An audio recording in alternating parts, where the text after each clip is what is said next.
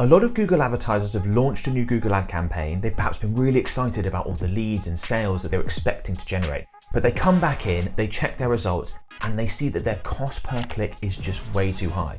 They might be paying as much as $10 or $20 for each individual click, and that's just not going to work for their business. It's not a nice feeling, but it does happen. Now, fortunately, there are things that you can do to substantially lower your cost per click, and for a lot of Google advertisers, that's going to be necessary to get your Google ad campaigns to actually produce results and be profitable for your business. In this video, I'm going to show you what they are.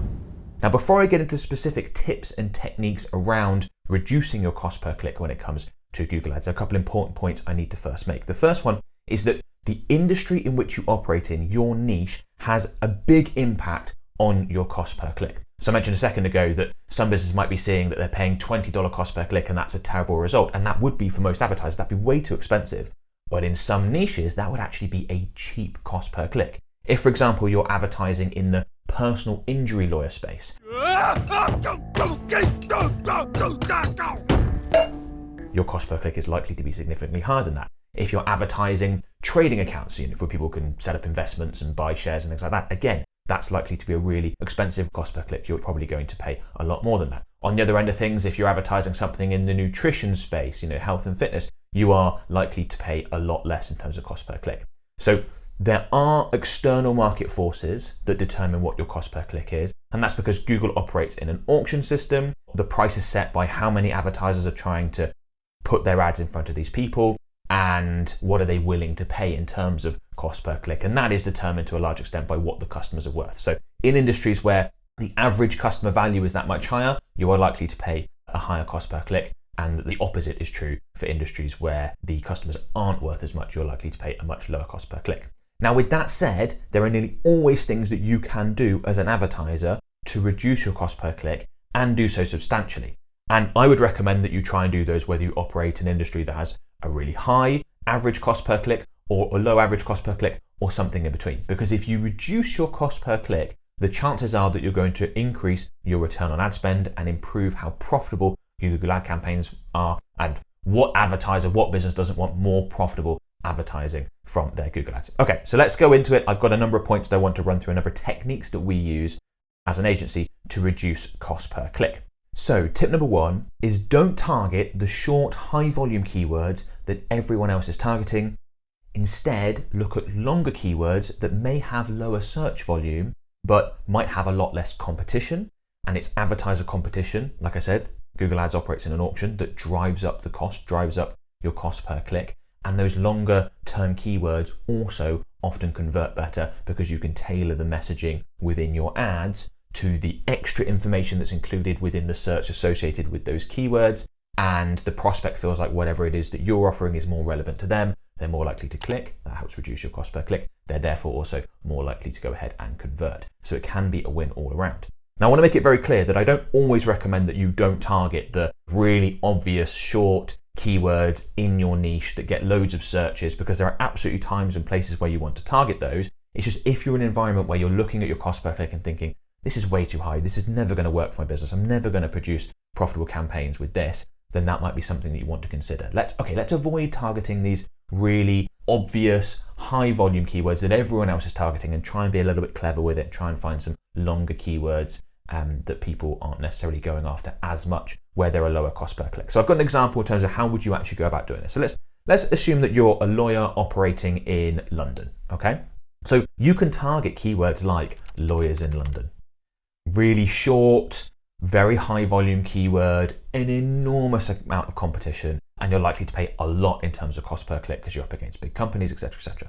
Instead, what you could do is you could break that down either into the sort of subsections of why someone might want a lawyer. Instead of just lawyer, you could have divorce lawyer, or you could have contract lawyer, or you could have, whatever it happens to be, right? There's loads of different categories of law, and you can break those down in there. Or you could do it by location. So let's say you're operating in London. West London would probably still be too big. You probably want to break it down. So instead of West London, you could have like lawyers in Chelsea, or lawyers in Chiswick, or lawyers in Ealing, or the various different like sections and suburbs of your city. If it's more rural, maybe the county. You can break things down geographically, and then you can get even longer and you combine the two, right? So you could have divorce lawyers in Fulham. okay? And that is specific to the location, it's specific to like the niche within lawyers in general, it's divorce lawyers you're advertising to. Now, if someone's searching and they are looking for a divorce lawyer and they are based in Fulham, which is in West London, then they're far more likely to click on your ad and come through because you can tailor the messaging in the ad to their search. Now, of course, that comes with lower search volume because there are far more people searching for lawyers in London than there are people searching for divorce lawyers in Fulham. But it's a way of being a little bit more clever, going with the keywords of the longer, lower search volume, and almost certainly going to carry a lower cost per click. And in that sort of instance, almost certainly going to have a higher conversion rate as well. So that's one of my biggest tips for Google advertisers looking to reduce CPC, is really take a look at your whole market and think, how can we break this down? Sometimes you can do it by location. You can always do it by subsector. Sometimes you could do it with different age ranges. So if you're like a gym, for example, you could have some ads that are targeted at like the older demographic that you might want to attract to your gym and have language and demonstrate that it's appropriate for them, but also have other ads associated with other ad groups and other keywords that are targeting younger demographics, people who are going to lift weights more, or people are going to be more into cardio, or people who want to do classes, people who want to use the pool, all sorts of different things. Like you can really break that down in just about any industry that you have. So that's one of my top tips for reducing cost per click. Okay, point number 2 is to use more campaigns and then reallocate budget. So what a lot of Google advertisers do, particularly when they're getting started, is they'll create the one campaign. Let's say they've created the one campaign on the search network. They've got a campaign budget. They've set their bidding strategy, let Google know what it is that they want, and they just sort of let Google crack on with it and bid according to the keywords they've entered and sort of just go for it. But if you break things down, and this leads on from my previous point, if you break things down into more ad groups and even more separate campaigns, so that you might have different subsections of your market or different geographical areas and things like that, you can then see in the data when it's broken down, okay, you know what, when we're advertising divorce lawyers in Fulham, that's actually less expensive than divorce lawyers in Chelsea, and it's up from a cost per click standpoint by quite a bit. And actually, if we look at the conversion rates, they're similar. So you know what, let's go ahead and reallocate more budget from our divorce lawyers in Chelsea to our divorce lawyers in Fulham. And then let's reallocate budget to that campaign. Let's push more through there where we're likely to get a better return on ad spend. And I think that's actually an underutilized tool, particularly for a lot of beginner Google advertisers, is like, look, if you break things out, you can really improve your return on ad spend often by just simply deciding we're going to spend less on this that's not working as well and more on this that is working as well. In this scenario, we're looking for those ones with lower CPCs, but it's a relatively quick and easy exercise to do. You can keep an eye on it. When things are broken out by different campaigns, you can very quickly see what your cost per click is and just decide, okay, here we go. We're going to reallocate. We'll get better results. Leading on from that is point number 3, and this is sort of a level below that, is you can simply turn off high cost per click keywords. Now, when you do this, you always have to keep in context of the conversion rate and the return on ad spend numbers that you're generating. Hopefully you've got conversion tracking set up to be able to see, okay, yeah, this keyword has a high cost per click, but it is converting well. Our return on ad spend is good with this keyword. We're going to keep bidding on it. We're going to keep targeting it. But that's not always the case. Sometimes, particularly with newer ad accounts where Google's not sure how to get you the conversions, the bidding strategy, the bidding process isn't aligned yet. It hasn't optimized as much as you want it to. You can take manual control and just be like, look, I don't want to go ahead and bid on that keyword. The cost per click's really high. It's hoovering up loads of our budget. Let's just go ahead and turn it off. Again, something that beginner Google advertisers are nervous to do, but absolutely fine to do. Okay, so I've got some more tips that I want to get to in a minute. Before I do, I just want to quickly let you know about our done-for-you Google Ad services. So my company can create, manage, and optimize your Google Ad campaigns for you. We'll almost certainly get you significantly better results than if you manage them yourself, because this is what we do all day, every day, have done for years, and we've spent millions and millions on the platform as well. So if you want to find out more about that, then there is a link in the description. You can click on that, come through to a page on our website, book a call in with one of my team members to find out more, and hopefully we get a chance to work together. Tip number 4 is to improve your quality score. So quality score is a ranking, is a number that Google gives you out of 10, 10 being the highest and the better, and you want to be as close to 10 as possible. And the way it works is it's sort of Google's way of assessing ad relevance, but also shaping advertiser behavior. So Google obviously wants their users, people that are searching on Google, to click on ads and then have a good experience after that. Because if users don't do that, they will click on ads a few times, realize there's no point clicking on ads, you don't find what you want, and they will stop clicking on ads. You will basically train Google users out of clicking on ads, which is obviously something that we don't want as Google advertisers, and also Google doesn't want either, because that's how they make their money. So they want to make sure that wherever people are taken to after they click on an ad, that is relevant to their search, that they have a good experience there, that it's not a slow loading time in terms of the page. Oh, come on! Oh. That there's onward navigation. People don't sort of get trapped where they have to give their email address and they can't go on and do anything else. They don't bounce back off that landing page going, oh, this is not what I wanted at all. So with a better quality score, Google effectively rewards advertisers in the form of a higher ad rank, so you're more likely to appear higher on the page, and lower CPCs, because it's one of the determining factors in determining your cost per click is not just the amount of competition, not just the keywords you're targeting, but also your quality score.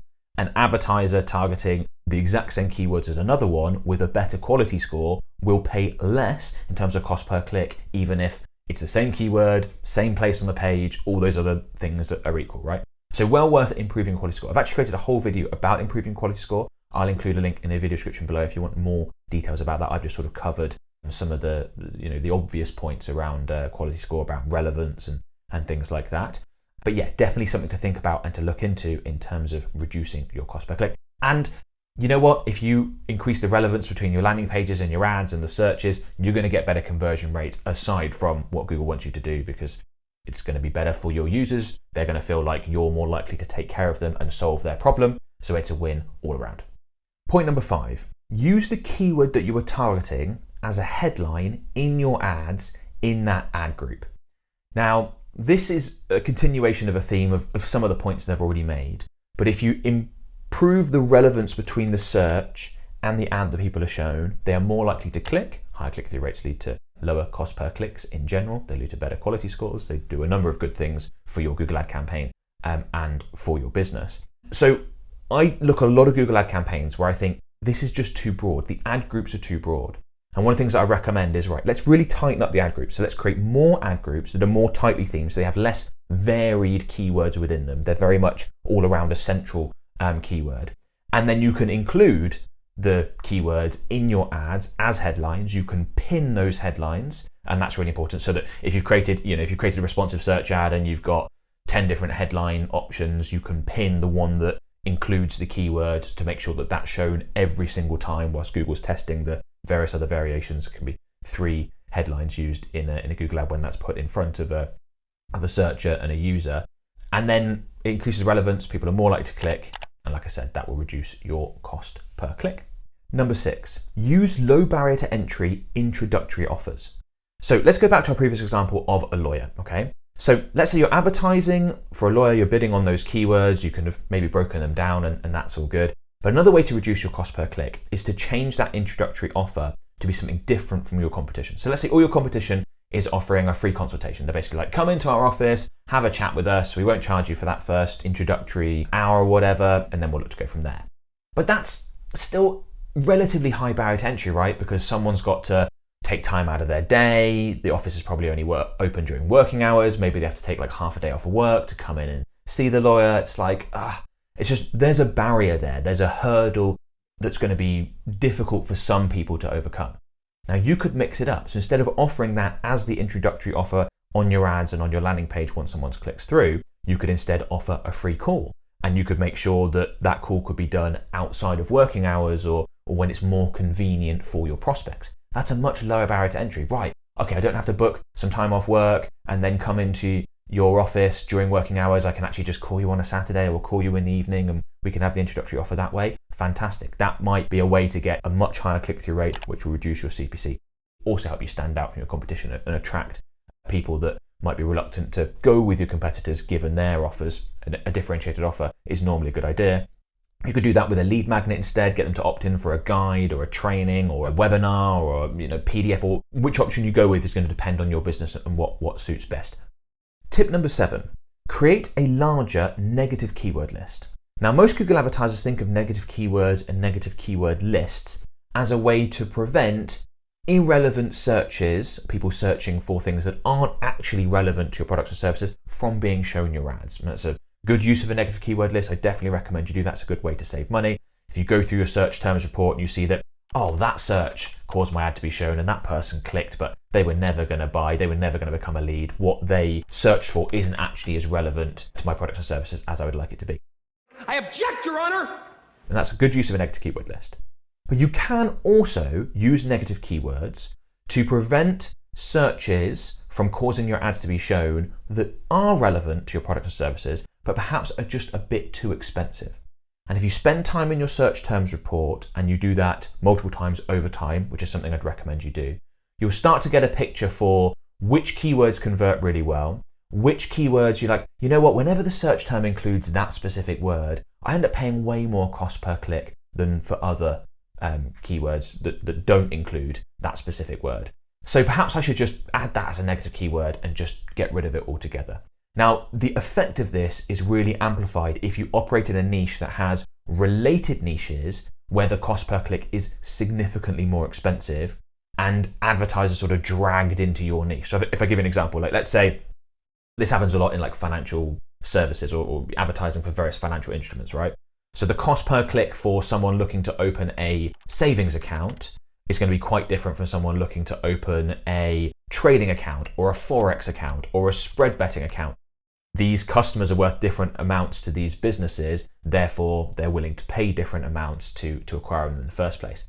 But because a lot of Google advertisers use broad match keywords and their ads are being shown to searches that are sometimes not super relevant to the actual keyword that they started with, you can sometimes see that advertisers from a more expensive niche have their ads shown alongside your ads, even though the search is actually more appropriate for your ads and what it is you're advertising than for theirs. But if they're dragged in, then obviously they're going to bid up the price and you're going to end up paying more in terms of cost per click. So perhaps adding in some negative keywords to be like, okay, I know these other niches that are more expensive than mine are relevant, but I just don't want my ads to show up alongside theirs. I don't want to be competing against them because they can pay more than I can in terms of cost per click, and that's not something that I want. So you can go ahead and add those in as a negative keyword. That's quite a big step for Google advertisers to sort of get their head around psychologically, but can make a big difference to your cost per click if you're avoiding keywords that just cost too much. And even if you don't have that situation where you have the more expensive relative niches, perhaps there are just certain keywords in your space where you go,